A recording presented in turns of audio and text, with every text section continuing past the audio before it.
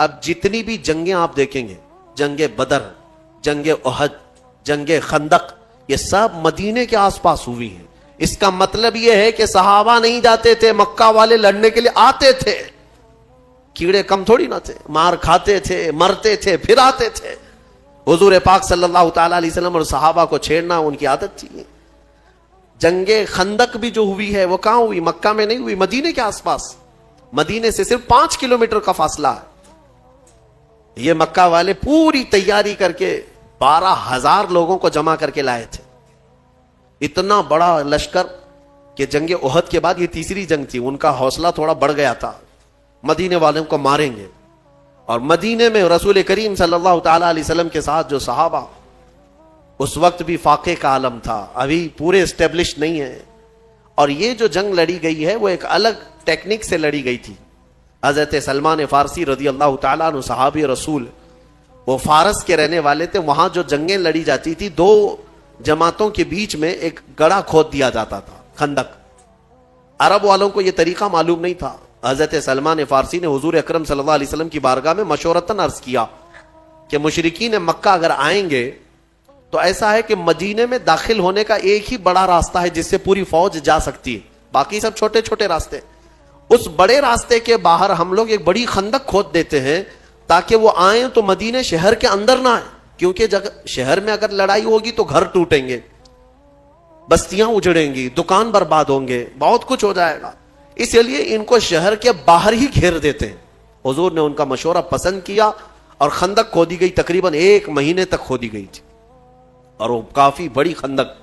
عرب کا تیز دوڑنے والا اچھی نسل کا گھوڑا بھی چھلانگ لگا کر اس خندق کو پار نہیں کر سکتا تھا، اتنی چوڑی تھی وہ خندق۔ اس خندق کو کھودنے میں خود میرے آقا صلی اللہ تعالی علیہ وسلم نے اپنے ہاتھ میں کلہاڑی اٹھائی ہے، اور یہ وہ دور تھا جب صحابہ بھوک کی شدت کی وجہ سے پیٹ پر پتھر باندھتے تھے۔ حضرت ابو ہریرہ فرماتے ہیں، نہیں بلکہ دوسرے صحابہ اکرام سے یہ روایت ہے کہ حضور پاک صلی اللہ تعالی علیہ وسلم اس وقت اپنا جبہ اٹھا کر دکھاتے ہیں تو آپ کے پیٹ پر 2 پتھر بندھے ہوئے تھے۔ یہ پتھر کیوں باندھتے تھے اس وقت؟ کہ مضبوط ایک کپڑے سے پتھر باندھ دیے جاتے تھے تاکہ بھوک پریشان نہ کرے، پیٹ اگر خالی چھوڑ دیا جائے تو بار بار بھوک لگتی ہے، اور اس پیٹ کو ٹائٹ باندھ دیا جائے تو بھوک کم لگتی۔ یہ عربوں کا طریقہ تھا، پیٹ پر پٹا باندھ لیتے تھے۔ حضور اکرم صلی اللہ تعالی علیہ وسلم اس وقت پتھر باندھے رہتے تھے کہ بھوک پریشان نہ کرے۔ اور خندق جو کھودی گئی ہے انہی فاقہ کشی کے عالم میں کھودی گئی ہے۔ پھر اس کے بعد مشرکین جب آئے تو وہ دیکھ کر کے حیرت میں رہ گئے، یہ کیا طریقہ ہے، ہم کو شہر میں داخل ہونے نہیں دیا جا رہا ہے، یا مطلب یہ چیز نہیں تھی ان کے لیے۔ خندق کے اس طرف کھڑے ہو گئے، جنگ شروع نہیں ہوئی۔ اس میں 3 بڑی جماعتیں تھیں، قبیلہ بنو غطفان اور قریش، اور پھر ایک نجد کا ایک قبیلہ تھا، بڑے بڑے 3 قبیلے اس میں آئے تھے جنگ کرنے کے لیے۔ حضور پاک صلی اللہ تعالی علیہ وسلم اور ان کے صحابہ، آزمائش میں آپ کو بتاؤں کیسی تھی۔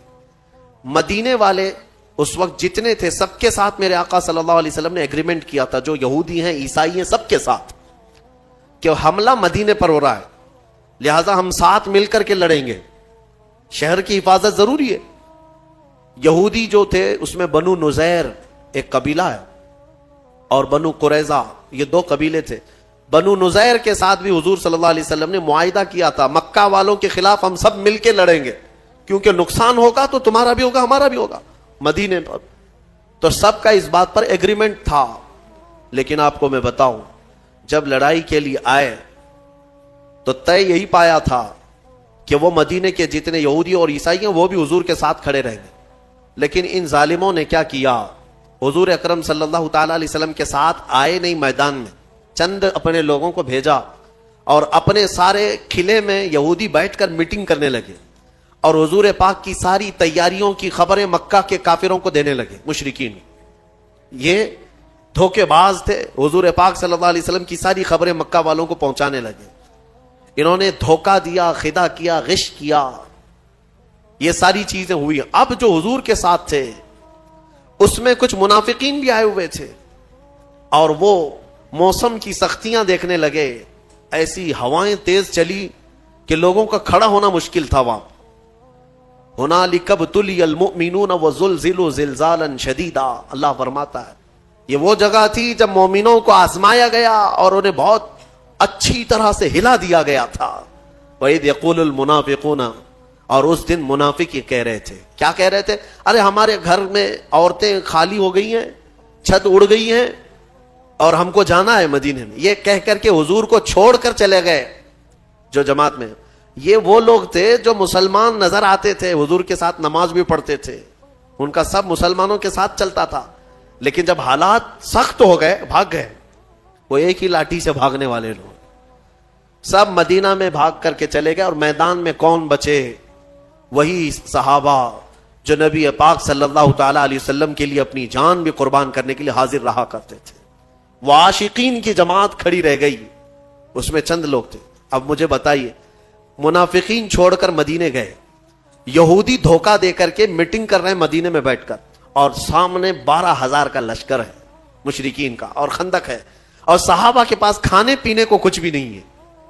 एक रात ऐसी भी आई, एक रात कि वो मुशरिकीन वहां बड़े बड़े जानवर ज़बाह करके भून रहे थे, गोश्त खा रहे थे, रोटियां पक रही थी। जाहिर सी बात है उधर के खाने की खुशबू इधर भी आती होगी। और इधर सहाबा का हाल ये था कि 10-10 सहाबा में 4 खजूरें घूमा करती थी, 10-10 सहाबा में। रात के वक्त सहाबा खड़े रह जाते और उनके खाने पीने चल रहे हैं। हुजूर पाक सल्लल्लाहु ताला अलैहि वसल्लम ने सहाबा से पूछा कि मुझे लगता है कि तुम्हें खाने की खुशबुओं ने परेशान कर रखा, और उधर के खाने की। मैं एक बात बताता हूं, हुजूर अगर खीमे में आराम कर रहे हो, घर के अंदर हो, एक भी कोई सहाबी इधर से उधर गया हो 2 रोटियां मांगने के लिए या 1 बोटी मांगने के लिए, कि मियां हमें भी थोड़ा सा खाना पानी दे दो, लंगर बंटता है तो कैसे भीड़ लग जाती है। एक सहाबी भी गया हो, तारीख में ढूंढ करके निकालो, एक सहाबी से भी आप नहीं दिखा सकोगे। ये वो लोग नहीं है जो 500,000 की नोट दिखाए तो पार्टी बदल ले। हाँ, सुबह कुछ और झंडा, दोपहर में कुछ और झंडा, शाम में कोई और झंडा, सबके 1000-1000 है। गले में पट्टा भी अलग अलग है, सुबह नीला पट्टा था, दोपहर में पीला पट्टा और रात में लाल पट्टा। ये सारे दुपट्टे वाले हैं, इनका कोई अपना मौकफ नहीं होता, सिर्फ और सिर्फ दौलत के हवस में इधर से उधर बदलने वाले। मेरे अजीजों, सहाबाए कराम का हाल ये था, शिद्दत की भूख थी लेकिन खाने ने उनके कदमों को नहीं डगमगाया। हुजूर पाक ने जब पूछा तो सहाबा अर्ज करते हैं, या रसूल अल्लाह सल्लल्लाहु ताला अलैहि वसल्लम, हम में से कोई इस मैदान में खाने रोटी बोटी के लिए नहीं आए, हम तो अपनी जानें आपके कदमों पे लुटाने आए। सहाबा इकराम का वो जज्बा था। उसके बाद हुआ क्या, एक सहाबी की वजह से पूरी जंग पलट गई। हजरत नईम, ये उधर के खीमे के थे, ईमान ले आए। हुजूर पाक सल्लल्लाहु अलैहि वसल्लम के चेहरे जमाले जहां आरा को देखकर वो बेकाबू हो गए, खंदक क्रॉस करके आए, ईमान ले आए।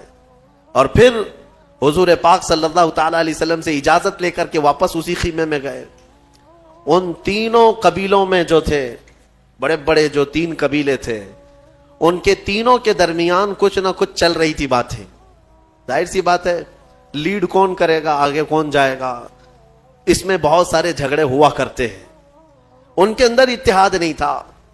हजरत नईम रदी अल्लाह ताला अन्हु ने इसी बात, इसी कमजोरी को उनके महसूस किया और तीनों कबीलों को बराबर बराबर अपनी अपनी जगह पर लगाया।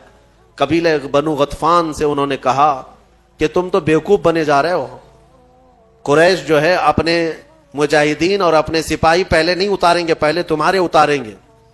और बनु नजद मोहम्मद सल्लल्लाहु अलैहि वसल्लम से मुआहिदा कर चुके हैं, हाँ वो तो खत्म करने वाले हैं, जंग में लड़ेंगे नहीं। उन सब में आपस में ही ये शक था कि हम सब धोखे में तो नहीं आ गए। तीनों कबीलों के दरमियान ऐसी बातें हो गई कि दूसरे दिन उठ करके सब लड़ने लगे कि तुम्हारे पहले उतारो, तुम्हारे पहले उतारो। इसलिए कि उनको ये शक हो गया था कि अगर ये कबीला अपने सिपाहियों को नहीं उतार रहा है तो इसका मतलब है दाल में कुछ काला है।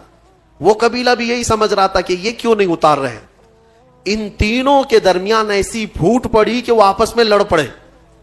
हुजूर पाक सल्लल्लाहु ताला अलैहि वसल्लम से अभी जंग की नौबत नहीं आई। अच्छा, एक बात और बता दो, یہ جنگ ہونے سے ایک رات پہلے ادھر سے تینوں قبیلوں کے ایک ایک سردار آئے حضور صلی اللہ علیہ وسلم کے پاس, کہا کہ ہم صلح کر لیں گے آپ سے, جنگ نہیں کریں گے, لیکن صلح اس بات پر ہوگی کہ مدینہ طیبہ کی جو کھجوریں سال بھر میں نکلتی ہیں وہ آدھی کھجوریں ہر سال پوری ہمیں دے دی جائیں گی بغیر معاوضے کے. یہ ٹیکس ہے, یہ صلح نامہ ہے. مدینے کے جتنے پھل ہیں آج پوری دنیا کھا رہی ہے. آپ جانتے نہیں ہیں مدینے کی کھجوروں کی برکت کیا ہوتی ہے, اندازہ بھی نہیں ہوگا آپ کو. میرے عزیزو, آج کے زمانے میں کہہ رہا ہوں مدینے کے باغات کی جو کھجوریں نکلتی ہیں, آپ کو پتا بھی ہے سال میں 2 کروڑ حاجی وہاں پہنچتے ہیں. 2 کروڑ تقریباً, حج کے, عمرہ کے, رمضان کے, یہ سب ملا کر سال بھر میں 2 کروڑ لوگوں کا آنا جانا ہوتا ہے. اور 2 کروڑ میں سے ہر کوئی اگر 1-1 کلو بھی کھجور لے جاتا ہے تو 2 کروڑ کلو کھجور صرف مدینے سے نکلتی ہے. اور مدینے کے باغات کتنے ہیں وہ دیکھو تو آپ کو حیرت ہوگی. کہاں ہیں باغات؟ بہت نہیں ہے, ایسے نہیں ہے کہ جہاں تک دیکھو باغیچے ہیں, وہ چھوٹے چھوٹے باغیچے ہیں. کوئی 4 ایکڑ میں ہے, کوئی 6 ایکڑ میں ہے, کسی کا 10 ایکڑ میں ہے. اس طرح کے باغات ہیں. لیکن آج تک ہم نے نہیں سنا کہ سال بھر میں, رمضان میں ہو کہ حج کے موسم میں ہو یا کبھی بھی, حاجیوں کو کبھی کھجور مدینے میں کم پڑی ہو. کبھی نہیں ہوا, بلکہ ایکسٹرا ان کے پاس رہتی ہے ہمیشہ.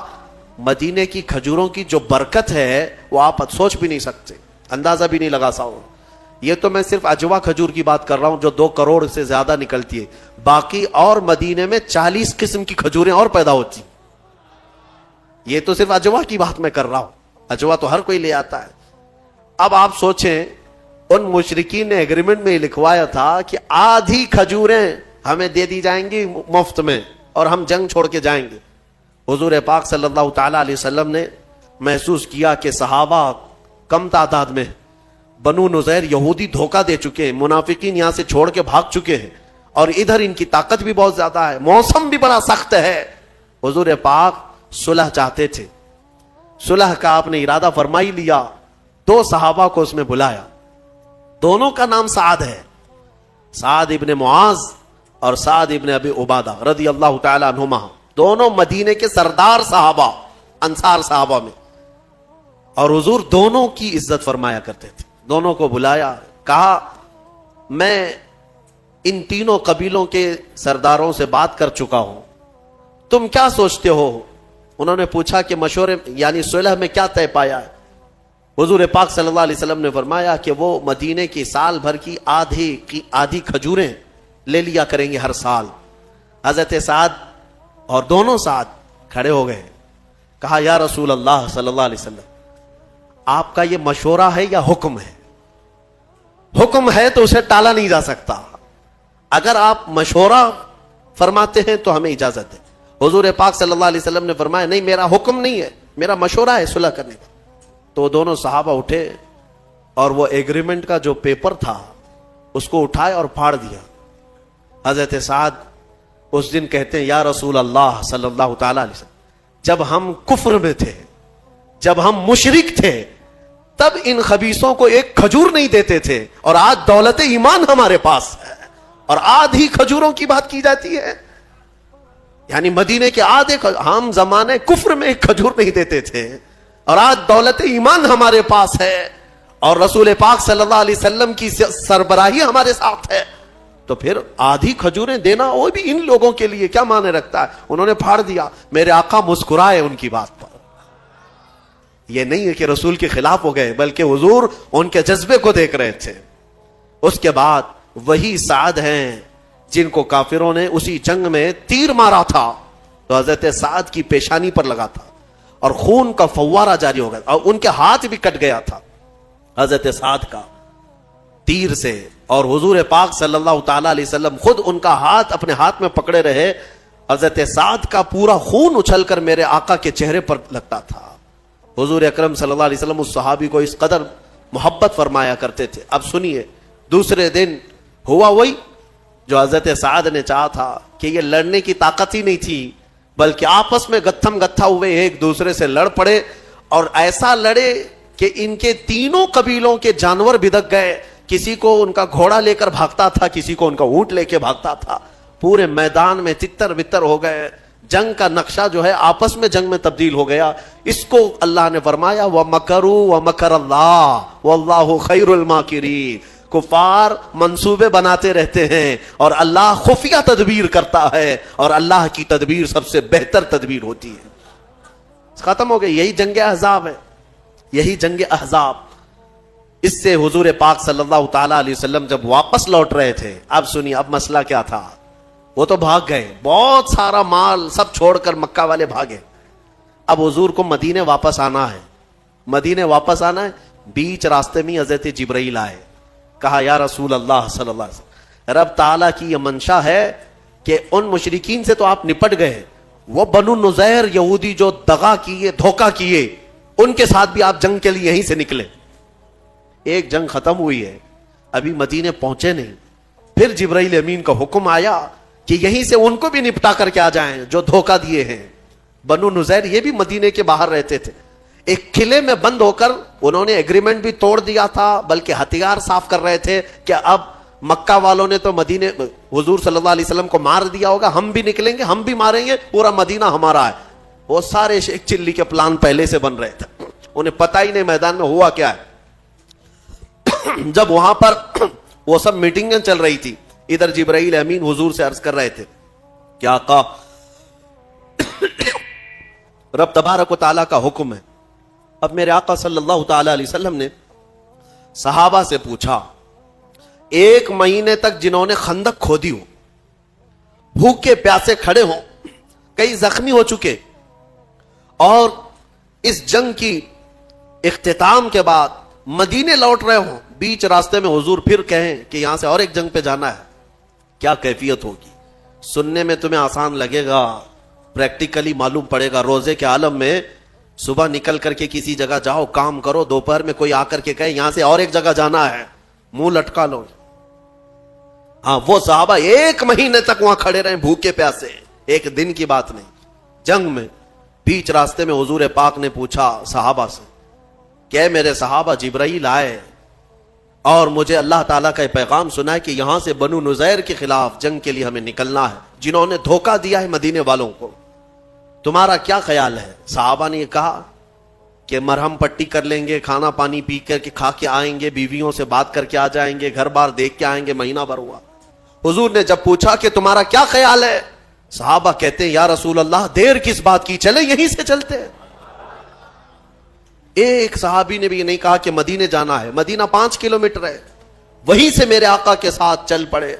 قرآن نے اسی لیے ان صحابہ کے بارے میں کہا ہے رضی اللہ عنہم ورضوا عنہ, اللہ ان سے راضی ہوا اور یہ اللہ سے راضی ہوئے. یہ یوں ہی نہیں, اللہ تعالیٰ ان صحابہ سے کیوں راضی تھا کہ انہوں نے اپنی جانیں جوخم میں ڈالی ہیں لیکن شکایت کبھی نہیں کیا, بھوک بھی برداشت کیا, پیاس بھی برداشت کیا, مصیبتیں بھی برداشت کی, لیکن شکایت کبھی نہیں کیا. بنو نذیر کی جنگ میں بھی گئے اور پھر اس قلعے کا محاصرہ کیا. وہ تو میاں مٹھو بنے ہوئے پہلے سے پلان بنا رہے تھے, ان کو ایسا لگ رہا تھا ہم مار ڈالیں گے, کاٹ ڈالیں گے, ختم کر ڈالیں گے. حضور پاک باہر کھڑے صحابہ کے ساتھ, ان کو بلایا آ جاؤ. انہوں نے کہا ہم جنگ کریں گے. حضور پاک صلی اللہ علیہ وسلم کی طرف سے حکم ہوا کہ ہم جنگ نہیں کرنا چاہتے, تم آ جاؤ, تم سب نے دھوکہ دیا, ایگریمنٹ توڑے. اندر سے ان لوگوں نے پلان بنا کر کے یہ کہا کہ چلو لڑتے ہیں جتنے ہیں. کیا لڑ پاتے محمد عربی صلی اللہ علیہ وسلم کے ان شیروں کے ساتھ. نیچے آئے, دوپہر تک نہیں ہوئی کہ سب کے سب وہیں ڈھیر ہو گئے, کئی قیدی بن گئے اور کئی مارے گئے, اور اس کے بعد اس علاقے کو, اس اڈے کو بھی ہمیشہ کے لیے ختم کر دیا گیا, بنو نذیر. اب مدینہ طیبہ میں نبی پاک صلی اللہ تعالی علیہ وسلم کی اسی سلطنت کا اسٹیبلشمنٹ ہوا جو آج تک ہمارا مرکز اسلام ہے. حرزہ سرائیاں مدینے کو خراب کرنے کی اس وقت سے کوششیں ہوتی رہی, جنگیں یوں ہی نہیں ہوئی ہیں, وجہ تو کچھ تو رہی ہے. کوئی بھی جہاد میرے پاس لا کر کے دکھاؤ, میں اسباب بتاتا ہوں, اس کے ریزن بتاتا ہوں کہ کیوں ہوئی, تب تمہیں پتا چلے گا کہ انصاف اور حق کس کی طرف ہے. یقیناً میرے آقا صلی اللہ علیہ وسلم رحمت للعالمین ہے. ہاں وہ جنگوں کے لیے نہیں بلکہ خواہش نہیں فرماتے. خود میرے آقا نے فرمایا کہ جنگوں کی خواہش مت کرو, دشمن سے مڑ بھیڑ ہونے کی تمنا مت کرو کہ میں جاؤں گا, ماروں گا, کاٹوں گا. نہیں, تمنا مت کرنا، میرے آقا کی حدیث ہے. ہاں حضور نے پھر اس حدیث میں یہ بھی فرمایا، ہاں اگر کوئی زبردستی تمہارے سر پر سوار ہو جائے تو پھر اپنے قدم بھی پیچھے مت ہٹانا، پھر ثابت قدمی کے ساتھ جمے رہنا، کیونکہ اللہ تبارک و تعالیٰ نے ہمیں بھی قوت عطا فرمائی ہے، طاقت ہمیں بھی عطا فرمائی ہے. اسی لیے میں آج یہ کہتا ہوں میرے عزیزوں، آج کچھ برساتی کیڑے نکلے ہوئے ہیں گلی کوچوں میں اور دنگائی جو فساد مچا کر، مجھے ہنسی بھی آتی ہے اور حیرت بھی ہوتی ہے کہ کچھ لوگ اپنے اپنے شکتی پردرشن کے لیے تلواریں لہرا کر کے دکھا رہے ہیں مسجدوں کے باہر، چھریاں، چاقو، تلواریں. کیا اب یہ جلوس تلواروں کا ہونے لگ گیا؟ مجھے حیرت ہوتی ہے کہ یہ آج اس طرح سے کیوں پرمیشن دی جا رہی، کیوں اجازت دی جا رہی ہے، وہی بہتر جانے. لیکن میں ایک جملہ ضرور کہنا چاہوں گا، ان تمام کیڑوں سے جو ابھی ابھی برسات میں پیدا ہوئے ہیں، تلواریں تم ان کو دکھا رہے ہو جو 1400 سال سے کربلا سنتے آ رہے ہیں. 1400 سال سے جو کربلا سنتے آ رہے ہیں ان کے سامنے تم یہ ساری چیزیں لہرا رہے ہو. ہم خواہش نہیں رکھتے جنگ کرنے کی، ہم اپنے ملک عزیز کے امن کو خراب ہونے نہیں دینا چاہتے. ہم یہاں پر اس ملک کی فضا کو مقدر اور برباد ہونے نہیں دینا چاہتے. الحمدللہ یہاں کی مٹی سے ہمیں محبت ہے، امن و امان قائم رکھنے کی ہم بھرپور کوششیں کرتے ہیں. لیکن جن کیڑوں کو آج یہ پرمیشن دی گئی ہے، اجازت دی گئی ہے ماحول خراب کرنے کی، میں ان حکومت پر بیٹھے ہوئے، تخت پر بیٹھے ہوئے لوگوں کو بھی تنبیہ کرنا چاہتا ہوں. اگر تم یہ سمجھتے ہو کہ ان کے لڑنے سے صرف تمہاری سیٹیں گرم ہوں گی، کرسیاں رہیں گی، ایک دن آئے گا یہ آگ لگے گی تو کرسی بھی جلے گی. ہاں آگ لگے گی تو کرسیاں بھی جلیں گی. اسی لیے کوشش یہ کرو کہ امن خراب نہ ہونے پائے. ساری کمیونٹیاں جس طرح یہاں پر امن کے ساتھ، عزت کے ساتھ رہتی تھی، سب عزت کے ساتھ رہے. سارے امن کے پیغامات ہمیں ہی سنانے کے لیے کہا جا رہا ہے کہ مسلمانوں کو تنبیہ کرو، مسلمانوں کو سمجھاؤ. سمجھا کر کے تو تھک گئے. ہم مسلمانوں کو اخلاق ہی کی تو باتیں کر رہے ہیں آج تک. ہم نے کب ان کے ہاتھوں میں تلوار دیا ہے، کب ان کے ہاتھوں میں بندوقیں دی ہیں. لیکن باضابطہ ایک جماعت ایسی ہے جو پورے ہندوستان میں اپنے نوجوانوں کے ذہنوں میں زہر گھول رہی ہے مسلمانوں کے خلاف، اس طرح سے کہ انہیں تلواریں اٹھانے کا اور انہیں بندوق اٹھانے کا اور انہیں ہتھیار اٹھانے کا بار بار اکساؤ والا بیان اور بھڑکاؤ بیان یہ دے دے کر کے انہیں پریپیئر کیا جا رہا ہے، تیار کیا جا رہا ہے. کیا یہ ہماری آنکھوں سے چھپا ہوا ہے؟ آج سب دیکھ رہے ہیں سوشل میڈیا پر، بلکہ میں سمجھتا ہوں ڈپارٹمنٹ بھی دیکھ رہی ہوگی، حکومت بھی دیکھ رہی ہوگی، سارے لوگ دیکھ رہے ہیں. لیکن جن لوگوں نے آنکھیں میچ رکھی ہیں آج، کل پھر اچانک کھولنا پڑ جائے گا آنکھیں. اس لیے ماحول خراب کرنا یہ اچھی چیز نہیں ہے. اسی لیے جو اس نے کہا ہے وہ سچ کہا ہے، لگے گی آگ تو آئیں گے مکان کئی زد میں. یہاں ہمارا ہی مکان تھوڑی نہ ہے، سب کے مکان جلیں گے. پھر اللہ تبارک و تعالی امن برقرار رکھنے کی ہمیں توفیق عطا فرمائے. میں نے سورہ احزاب اور جو آپ کو سورہ روم کے متعلق جو عرض کیا، اخیر میں میں صرف اتنی بات بتاؤں گا. آج ہم نے جو پارہ تلاوت کیا اس میں میرے آقا صلی اللہ تعالیٰ علیہ وسلم کی عظمت شان میرے مولا نے بیان کی ہے. اللہ فرماتا ہے ما کان محمد ابا احد من رجالکم ولکن رسول اللہ وخاتم النبیین. محمد تم میں سے کسی مرد کے باپ نہیں بلکہ وہ اللہ کے رسول ہے اور خاتم النبیین ہیں، نبیوں میں سب سے اخیر آنے والے ہیں. اور اللہ تعالیٰ نے ان کی عظمت شان میں یہ فرمایا انا ارسلناک شاہدا ومبشرا ونذیرا. اے محبوب ہم نے آپ کو گواہ بنا کر بھیجا ہے، ہم نے آپ کو گواہ بنا کر بھیجا ہے اور خوشخبری دینے والا اور ڈر سنانے والا اور اللہ کی طرف دعوت دینے والا بنا کر آپ کو بھیجا ہے. وسراجا منیرا، اور روشن چمکتا ہوا چراغ بنا کر کے بھیجا ہے. اللہ خود فرما رہا ہے اپنے نبی کے بارے میں، اللہ نے اپنے رسول کو کیا بنا کر بھیجا ہے؟ سراجم منیرا کا مطلب ایک ترجمے میں یہ فرمایا گیا ہے کہ اجالا والا سورج بنا کر کے بھیجا ہے. سراج سورج کو، چراغ کو کہتے ہیں، لیکن یہاں پر چراغ نہیں سورج بنا کر کے بھیجا ہے. اسی لیے ہم اپنے نبی پاک صلی اللہ تعالیٰ علیہ وسلم کے بارے میں یہ موقف رکھتے ہیں کہ نبی اکرم صلی اللہ تعالیٰ علیہ وسلم ہے مدینے میں لیکن ان کی چمک ہر علاقے میں موجود ہے، پوری دنیا میں ان کی چمک ہے. جب سورج ایک جگہ طلوع ہوتا ہے ہر جگہ نظر آتا ہے تو مدینے کا سورج بھی ہوگا اپنی قبر انور میں آرام فرما، لیکن ہر مومن کے دل میں بھی ہے اور ہر عاشق کی آنکھوں میں بھی ہے، ہر جگہ پر موجود ہے. وہ حاضر و ناظر ہے. ہمارا عقیدہ ہے نا حضور پاک صلی اللہ علیہ وسلم حاضر بھی ہیں ناظر بھی. حاضر و ناظر کا مطلب کیا ہے؟ حاضر کا مطلب موجود، ناظر کا مطلب دیکھنے والا. وہ ایک ہی لفظ سے سمجھ میں آ جاتا ہے. اللہ فرماتا ہے اے محبوب ہم نے آپ کو گواہ بنا کر بھیجا ہے. گواہ کون ہوتا ہے؟ گواہ کس کو کہتے ہیں پتا ہے نا؟ مثال میں آپ کو بتاتا ہوں, اگر یہاں ایکسیڈنٹ ہو گیا یا کچھ ایسا حادثہ ہو گیا اور اس وقت آپ کورٹ میں پیش کیے گئے پولیس کی طرف سے, جج آپ سے سب سے پہلا جو سوال کرتا ہے وہ کیا ہے؟ کیا تو حادثے کے وقت موجود تھا؟ اگر آپ کہیں گے نہیں تھا تو کیا تمہاری گواہی تم کو وٹنس بنایا جا سکتا ہے, ساکشی ہو سکتے ہو؟ نہیں. جج کہے گا وہاں نہیں تھے تو پھر یہاں کیوں آئے؟ دوسرا سوال جج کا یہی ہوتا ہے جب یہ حادثہ ہوا کیا تو اپنی آنکھوں سے دیکھا ہے؟ آئی وٹنس اس کو کہتے ہیں. گواہ کا اس جگہ پر ہونا بھی ضروری ہے اور دیکھنا بھی ضروری ہے, تب جا کر کے اس کی گواہی قبول ہوگی. اب حضور گواہ ہیں تو کس کے گواہ ہیں؟ تفسیر میں فرمایا گیا پوری امتوں کے حضور گواہ بنا کر اٹھائے جائیں گے. قیامت کے دن حضور صرف اپنی امت نہیں, ساری امتیں جو اب تک آئیں سب کے گواہ بن کر کے تشریف لائیں گے. حضور قیامت کے دن سب کے گواہ ہوں گے. کس چیز کے گواہ؟ ان کے اعمال کے. یہ سب اپنے نبیوں کو جھٹلائے ہوں گے دنیا میں, لیکن وہاں کہہ رہے ہوں گے ہمارے پاس نبی آئے ہی نہیں تھے. پھر رب تبارک و تعالیٰ رسول سے فرمائے گا آپ کیا فرماتے ہیں؟ حضور کی گواہی وہاں پر لی جائے گی کہ یہ جھوٹ بول رہے ہیں, نبی آئے بھی تھے اور تبلیغ بھی کیے تھے. اب پتہ یہ چلا کہ رسول پاک ساری امتوں کے اگر گواہ بنا کر قیامت کے دن تشریف لائیں گے تو اس کا مطلب یہ ہے کہ ہر زمانے میں میرے آقا حاضر بھی تھے اور ناظر بھی تھے. بدر ایک علاقے کا نام ہے, بدر ایک میدان کا نام ہے. وہاں ایک کنواں تھا جس کی وجہ سے اس علاقے کا نام ہی بدر پڑا. وہاں آ کر کے یہ لوگ پڑاؤ کر لیے. نبی پاک صلی اللہ تعالی علیہ وسلم اپنے صحابہ سمیت بدر تک پہنچے ہوئے تھے. اب حضور اکرم صلی اللہ تعالی علیہ وسلم بھی اسی علاقے میں اور یہ کفار و مشرکین بھی اسی علاقے میں آ گئے.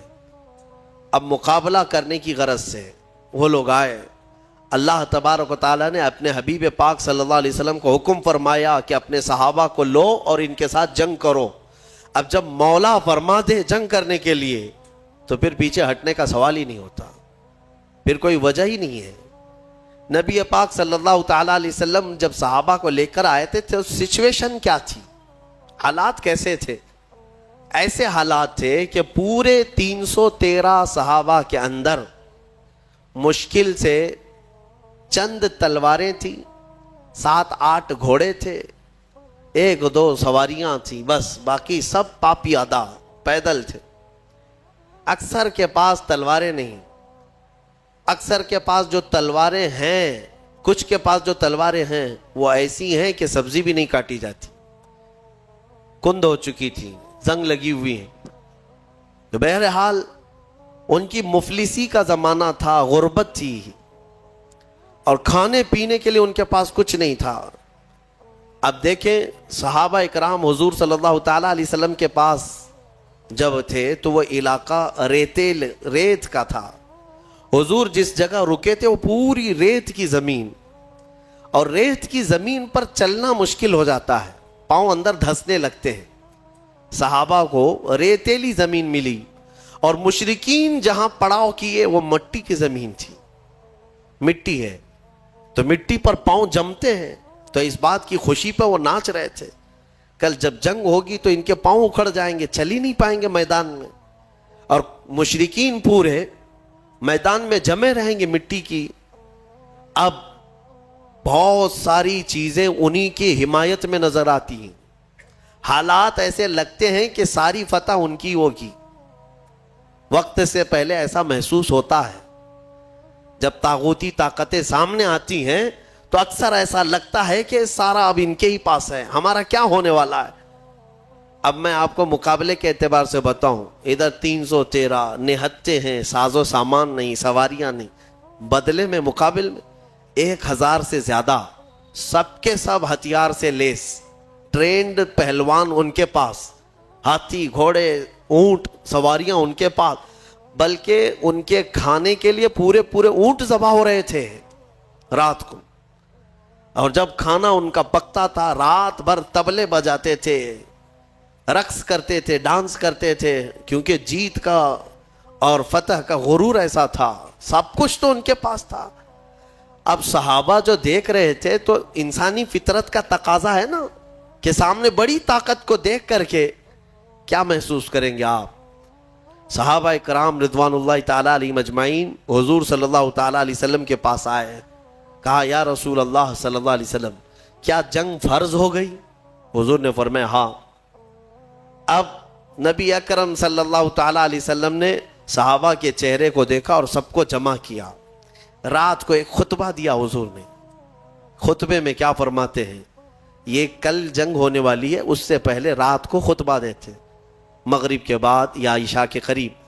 حضور اکرم صلی اللہ علیہ وسلم نے خطبہ دینے کے بعد ارشاد فرمایا، اے میرے صحابہ، میں تمہیں اختیار دیتا ہوں، یہاں تک تو تم میرے ساتھ آئے، اب حالات ایسے ہیں کہ دشمن بڑی تعداد میں ہے سامنے، ہتھیاروں سے لیس ہیں، تم میں سے اگر کوئی ابھی رات کو جانا چاہے واپس تو وہ مدینے کے راستے واپس جا سکتا ہے۔ میں پوچھتا ہوں تمہارا کیا مشورہ ہے اس سلسلے میں؟ اب وہاں جو صحابہ تھے اس میں حضرت مقداد بن اسود ایک صحابی ہیں، کھڑے ہوتے ہیں، کہتے ہیں یا رسول اللہ صلی اللہ علیہ وسلم، ہم بنی اسرائیل نہیں ہیں کہ جیسے موسیٰ علیہ السلام سے ان کی قوم نے کہا تھا اذهب انت وربک فقاتلا انا ہاہنا قاعدون، ایک قوم کے مقابلے میں جانا تھا، موسیٰ علیہ السلام اپنی قوم کو بلا رہے تھے تو ان کی قوم نے کیا کہا تھا؟ موسیٰ آپ اور آپ کا خدا جائیں، ہم یہاں سے بیٹھ کے دیکھیں گے جنگ کیسی ہوتی ہے۔ حضرت مقداد کہتے ہیں یا رسول اللہ، ہم وہ بنی اسرائیل نہیں ہیں جو اپنے نبی سے کہیں کہ تم اور تمہارا خدا جا کر لڑیں، ہم امت محمدیہ ہیں، ہم آگے بڑھیں گے، اگر آپ کے پسینے کا قطرہ گرے گا ہمارا خون کا قطرہ گرے گا۔ نبی اکرم صلی اللہ تعالیٰ علیہ وسلم کے بعد صحابہ ایک کے بعد دیگرے کھڑے ہوتے رہے اور پھر کہنے لگے یا رسول اللہ، ہمارے ماں باپ، ہمارے اولاد، ہمارے مال و متاع سب آپ پر قربان ہے، یہاں آنے کے بعد پیچھے ہٹنا یہ جوانوں کی شان نہیں ہے۔ صحابہ کے اندر وہ جوش تھا، وہ جذبہ تھا، نہ صحابہ نے کبھی ہتھیاروں کی طرف دیکھا، نہ تلواروں کا دیکھا، نہ ساز و سامان دیکھا، بلکہ صرف دیکھا محمد ہمارے ساتھ ہیں، رسول پاک صلی اللہ علیہ وسلم ہمارے ساتھ۔ اب سنو، اللہ کے نبی صلی اللہ تعالیٰ علیہ وسلم نے تسلی کے لیے کیا فرمایا؟ چند صحابہ کو لیا، میدان میں آئے، میدان میں آنے کے بعد معائنہ کیا اور فرمایا چند صحابہ ادھر کھڑے رہیں گے، کچھ ادھر رہیں گے۔ جنگ کی ترتیب میرے آقا بنا رہے تھے، لیکن اسی وقت حضور کے ہاتھ میں ایک لکڑی تھی، آپ نے ایک دائرہ کھینچا اور صحابہ سے کہا کل دیکھنا اس میں ابو جہل گر کے مرے گا، اور ایک لکیر سے دائرہ کھینچا اور کہا یہاں عتبہ مرے گا، اور ایک کھینچا کہا یہاں شیبہ مرے گا، جو بڑے بڑے ان کے پہلوان تھے ان کے نام لے کر لکیر کھینچ دیا حضور نے۔ اب صحابہ کرام جانتے تھے یہ لکیر عام لکیر نہیں ہے، دنیا اور زمین و زمان ٹل سکتے ہیں مگر یہ لکیر بال برابر بھی فرق نہیں کر سکتی۔ حضور پاک صلی اللہ تعالیٰ علیہ وسلم کا یہ فرمان صحابہ کے حوصلے اتنے بلند کر دیا، انہیں پتا تھا اب کل جنگ میں جو بھی ہوگا لیکن اتنا تو طے ہے کہ ابو جہل مرے گا، اتنا تو طے ہے۔ کیوں؟ غیب داں رسول نے ایک رات پہلے ہی بتا دیا ہے، اور وہ بھی لکیر کھینچ کر بتایا۔ اب یہ ایک چیز تھی، صحابہ کا حوصلہ بڑھا ہے۔ جب واپس آئے رات کو، کافی رات ہو چکی تھی، حضور سجدے میں گر گئے اور دعا کرنے لگے۔ دعا میں جو مناجات اپنے رب سے کر رہے تھے وہ الفاظ کیا تھے؟ اللہ کی بارگاہ میں یوں کہتے مولا تیرے یہ بندے، عاجز بندے تیرے دربار میں آئے اور سبوں نے اپنی طاقت اور استطاعت کے مطابق اپنی محنتیں پیش کر دیں، میدان تک آ گئے، اب اگر کل تو انہیں فتح نہیں عطا کرے گا، حضور یہ کہہ رہے اپنے مولا سے، اے رب اگر کل تو انہیں فتح نہیں عطا کرے گا لن تعبد ابدا، پھر قیامت تک تیری عبادت نہیں ہو سکے گی، قیامت تک پھر تیری عبادت نہیں ہو سکے گی۔ یہ شان محبوبی تھی۔ حضور اکرم صلی اللہ تعالیٰ علیہ وسلم اپنے رب سے گڑ گڑا کر مانگ رہے تھے۔ ابھی دعا سے آپ نے سر اٹھایا، بہت تیز بارش شروع ہو گئی، رات کے وقت بارش شروع ہو گئی۔ بارش ہونے کے بعد حضور نے اکرم صلی اللہ علیہ وسلم کے لبوں پہ مسکراہٹ آئی اور صحابہ سے کہا اللہ کی پہلی مدد آ چکی، اللہ کی پہلی مدد آ چکی. صحابہ نے محسوس کیا. کیوں جانتے ہیں؟ اس بارش کا اثر یہ ہے کہ جو ان کی ریتیلی زمین تھی صحابہ کی وہ مضبوط ہو گئی اور ان کفار کی مٹی والی زمین کیچڑ سے پھسلنے لگ گئی. اب ان کے گھوڑے پھسلتے تھے, ان کے پیر پھسلتے تھے. اب یہاں صحابہ, ریت میں اگر پانی جم گیا تو ریت مضبوط ہو جاتی, اور یہ ایسی مضبوط ہو گئی کہ اس پر دوڑے بھاگے کچھ بھی کرے کچھ فرق نہیں پڑتا. اور ادھر کیچڑ اتنا تھا کہ وہ پیر رکھے تو پھسل کر گر جائیں. تو حضور اکرم صلی اللہ علیہ وسلم نے فرمایا رات کے وقت اللہ کی پہلی مدد آ گئی. دوسرا دن آیا, یہ 17واں رمضان المبارک ہے. رسول کریم صلی اللہ تعالی علیہ وسلم نے صبح کے وقت صحابہ کی صفوں کو ترتیب دینا شروع فرمایا.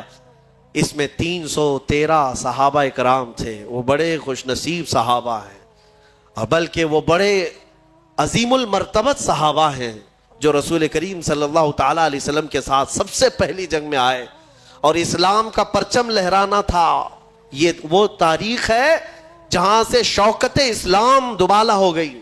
آج سے اسلام رہنما جن کی عمر 13 اور 15 سال کے بیچ کی تھی, یہ بھی صفوں میں کھڑے ہو گئے حضور پاک کے سامنے. حضور نے انہیں اجازت دی, ان کے شوق کی وجہ سے, ان کے رونے کی وجہ سے. اب جنگ جب شروع ہوئی تو سب سے پہلے حضرت ہوتا کیا تھا, مقابلے میں ایک ادھر سے آتا ایک ادھر سے آتا, یا 2 ادھر سے آئیں تو 2 ادھر سے, 3 ادھر سے آئیں تو 3 ادھر سے. شروعات تو کفار مکہ نے اس طرف سے بڑے ان کے جو پہلوان تھے ان کو بھیجا. اس میں عتبہ تھا, شیبہ تھا, اور ایک بڑا کافر پہلوان. تو حضور پاک صلی اللہ تعالی علیہ وسلم نے اپنی جماعت میں سب سے پہلے جنہیں اتارا وہ مولا کائنات حیدر کرار تھے. علی مرتضیٰ کو سب سے پہلے میدان میں اتارا. ان کے بعد دوسرے نمبر پر امیر حمزہ رضی اللہ تعالیٰ, تیسرے پر حضرت ابو عبیدہ بن جراح. یہ تینوں اپنے زمانے کے ایسے قوی اور مضبوط لوگ تھے کہ ان کے مقابل میں جلدی کوئی آتا نہیں تھا. لیکن ان تینوں میں سب سے کم عمر حضرت علی کی تھی. حضرت علی کرم اللہ وجہہ الکریم کی عمر اس وقت بڑی کم تھی, یعنی تقریباً آپ کی عمر 24 سال کے آس پاس, 24 سے 25 سال کی جوانی تھی. حضرت علی رضی اللہ تعالیٰ عنہ بھی آئے, حضرت امیر حمزہ, حضرت ابو عبیدہ بن جراح ادھر سے جو مقابل میں آئے. تو سب سے پہلے جب مقابلہ ہوا تو حضرت امیر حمزہ رضی اللہ تعالیٰ عنہ کے مقابل میں جو آیا تھا وہ ایک ہی وار میں ختم ہی ہو گیا. اور حضرت علی کے مقابل میں جو پہلوان آیا اس نے لڑنے سے انکار کیا, کہا کہ میں بچوں سے نہیں لڑوں گا, میرے مقابل کا کوئی بڑا آدمی بھیجا جائے. کیونکہ حضرت علی کی عمر چھوٹی تھی, اس نے کہا کہ میں چھوٹی عمر والوں سے, بچوں سے نہیں لڑوں گا. حضرت علی رضی اللہ تعالیٰ عنہ نے اس وقت فرمایا محمد صلی اللہ تعالیٰ علیہ وسلم کے غلاموں کے بچوں سے پہلے نپٹ لے, بڑوں کو بعد میں بھیجا جائے گا. اور وہ کیا نپٹتے, کیا مولا کائنات حیدر کرار کبھی وہ ان کے سامنے کوئی مقابل میں آ سکا؟ یہاں تک کہ خیبر کے جنگ کے موقع پر فرمایا گیا حضرت علی کے سامنے جب مرحب ایسا پہلوان آیا تھا جو 1000 آدمیوں سے تنہا لڑتا تھا, وہ حضرت علی کے سامنے آیا تھا. وہ بھی لوہے کی ٹوپی, اس کی سب سے مشہور ٹوپی تھی لوہے کی, پہن کے رہتا, لوہے کا زرہ, اور حضرت علی اس کے مقابل میں آئے. اس وقت حضرت علی کی حالت تو یہ تھی کہ آنکھیں لال ہو گئی تھی, آشوب چشم کی بیماری تھی, اور بخار تھا, بخار بھی ہے اور آنکھیں لال تھیں وہ خیبر کے موقع پر. تب حضرت علی نے مرحب کے ساتھ جو مقابلہ کیا وہ ذوالفقار حیدری, جو تلوار ہے آپ کی, اٹھا کر جو مرحب کے سر پر مارا تھا تو وہ لوہے کی ٹوپی تک 2 ٹکڑوں میں تبدیل ہو چکی تھی. وہ وار کیا تھا, حضرت علی رضی اللہ تعالیٰ عنہ کے وار سے کوئی بچ پائے گا؟ یہاں بدر کے میدان میں بھی جو آیا وہ تھوڑی ہی دیر میں مقابلہ کرتے کرتے حضرت علی کے ایک وار میں اس کی گردن ہوا میں اڑی اور نیچے آئی. یہ وہ منظر تھا جب پیچھے جو صحابہ تھے انہوں نے دیکھا تو بلند آواز سے نعرہ تکبیر بلند کیا تھا اور پورا میدان گونج اٹھا تکبیر کی آواز سے. اسی کو تو اقبال نے کہا تھا کفر دم توڑ دے گا ٹوٹی ہوئی شمشیر کے ساتھ، کفر دم توڑ دے گا ٹوٹی ہوئی شمشیر کے ساتھ، گر تم نکل آ جاؤ ایک بار نعرے تکبیر کے ساتھ۔ وہ تکبیر کی آواز وہی تھی جو صحابہ، ان کی تلواریں کیا تھی۔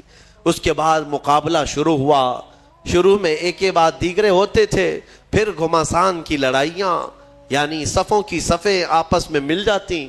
اب یہ مقابلہ اس قدر سخت ہو گیا کہ دوپہر کے وقت، عین دوپہر کے وقت اللہ تبارک و تعالیٰ نے 3000 فرشتوں کو اتارا۔ قرآن میں اذ تقول للمؤمنین الن یکفیکم ان یمدکم ربکم بثلاثۃ آلاف من الملائکۃ منزلین۔ حضور صلی اللہ علیہ وسلم دیکھ رہے تھے کتنے فرشتے آئے، اور صحابہ سے کہہ رہے تھے اب ڈرو مت، لڑو، کیا تمہارے لیے اتنا کافی نہیں ہے کہ اللہ نے 3000 فرشتے تمہارے لیے اتارے؟ بلا ان تصبروا وتتقوا ويأتوكم من فورهم هذا يمددكم ربكم بخمسة آلاف من الملائکۃ مصومین۔ اللہ فرماتا ہے ہاں کیوں نہیں، جب تم لوگوں نے صبر کیا، استقامت سے کھڑے رہے میدان میں، تو مولا نے اپنی جانب سے مدد کرتے ہوئے 5000 فرشتوں کو اتارا۔ جس وادی میں یہ فرشتے اترے تھے نا، بدر کی وادی میں، جبل ملائکہ، وہاں ایک پہاڑ ہے، ایک پہاڑ ہے، وہ پتھر کا پہاڑ، لیکن آج اگر آپ جا کر دیکھیں گے تو پورا ریت کا پہاڑ ہے، آس پاس پورے پتھروں کے پہاڑ، بیچ میں ایک ریت کا پہاڑ ہے، اور وہ بھی ریت ایسی کہ چھنی میں بھی چھانو تو چھن جائے، یعنی رکے گی نہیں، اتنی باریک سافٹ، اور ایسا لگتا ہے جیسے اس کا نقشہ کسی نے بنا کر رکھا ہے۔ اتنے سالوں سے وہ پہاڑ اسی طرح ہے۔ بتایا جاتا ہے کہ وہ فرشتے اس پر پہاڑ پر اتارے گئے تھے۔ اب 5000 فرشتے جب بدر کے میدان میں آئیں تو کفار و مشرکین کی درگت کیا ہونی ہے۔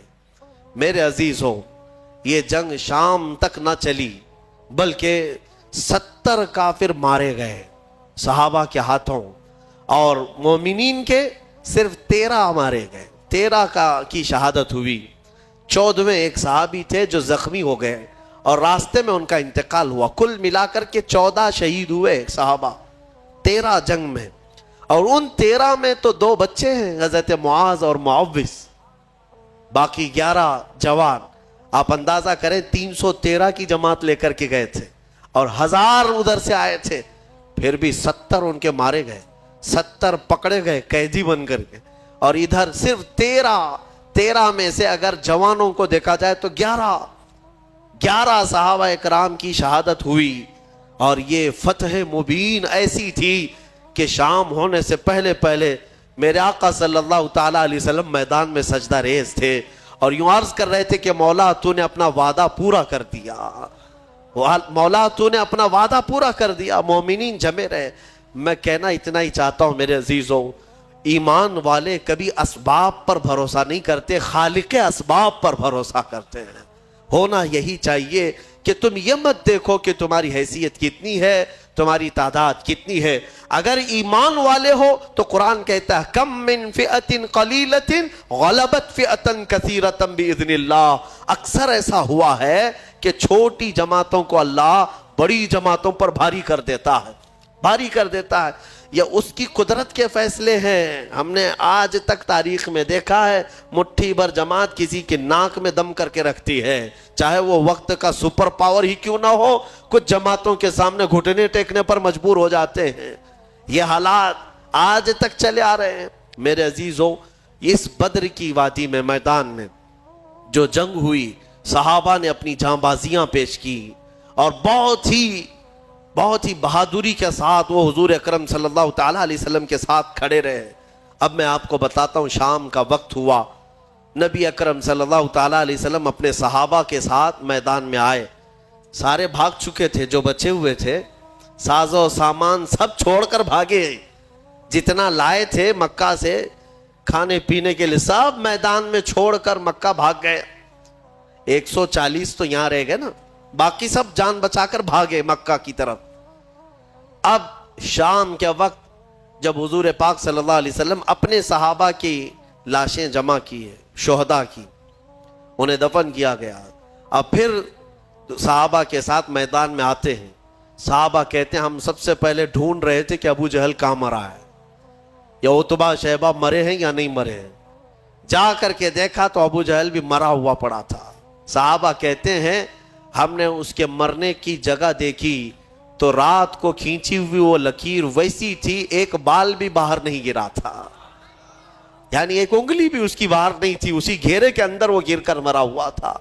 تم کیا سمجھتے ہو نبی پاک صلی اللہ تعالیٰ علیہ وسلم کو علم غیب نہیں ہے؟